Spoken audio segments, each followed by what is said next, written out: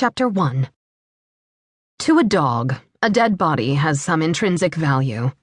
To me, it was just one more hassle. We were out for a walk, deep in the woods bordering the little town I now call home, when we found it. When he found it, actually. Spot, that is. Yes, that is a stupid name for a dog, especially a big work dog like the shepherd mix I was with that day. It wasn't his fault. Humans can be stupid, particularly about those we love. Which would prove true often that week. But back to the body. The walk had been peaceful up till then. A late afternoon hike in the local preservation land, the last bit of forest safe from the developers who even now seem to see everything as a marketable opportunity. Exercise for him, a break for me in what had become an increasingly hectic day, when Spot, poor fool, started in, whining with that softly insistent, please tone that even the best trained canine can use. Spot has some hound in him, and he can't help getting excited about a scent. I figured on an opossum, or maybe a deer. Whatever it was, it sure had the animal at my side excited. I shouldn't have encouraged him, I know that. Being a companion animal is all about discipline. And while most dogs are good about the positive training, paying attention to any signal from their person, obeying the commands, a reliable guide dog has to maintain the negative discipline also.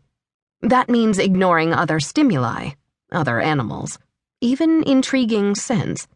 You don't want Grandma's four-legged helper dragging her after the neighbor's cat, for example. But Spot had been working hard. Too hard, maybe. So I'd let him go, giving him the nod as I unsnapped his lead. Anything out there would be more than a match for his housebroken ways, I figured.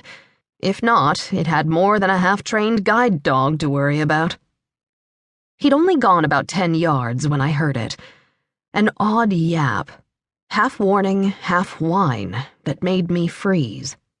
Dogs, even domesticated creatures like Spot, have more senses, more instincts than us poor bipeds will ever dream of. And the tan and black animal just visible through the bare trees was telling me that something was very, very wrong. Spot? I kept my voice soft and low. Although we like to use words, the animals we work with respond more to our tone than to the syllables we utter. The dog before me would hear the question in my slight upward inflection, and in the thoughts that reached out through the shadows, where I could see him stiffen at attention.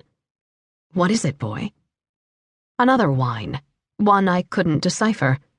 And no, that's not as crazy as it sounds. I usually can get something from the animals around me, a scent, an image, something of how they perceive the world. It's a strange sensitivity, my so-called gift, but it's usually reliable. Usually. Spot? I took a step toward him, my own ears straining to catch whatever it was that held him. The hiss of a bobcat, the rattle of a snake. The first spring thaw had exposed the dead leaves of autumn. I didn't know what else had come to light. Danger? It's not a question I usually ask. It's a training word. A command that tells a guide dog to stop, to put himself in front of his person, to stay rooted until we humans figure out what's what. He responded, though with that whine. I could see his tail again. It whipped once, hanging low to the ground. Not in happiness. Acknowledgement, rather. And something else, too, that I tried to read as quietly as I could while creeping up behind him. He was focused on something, all right. I could sense need, a singular drive to go, to get something. I needed to see what it was, too. No! Back!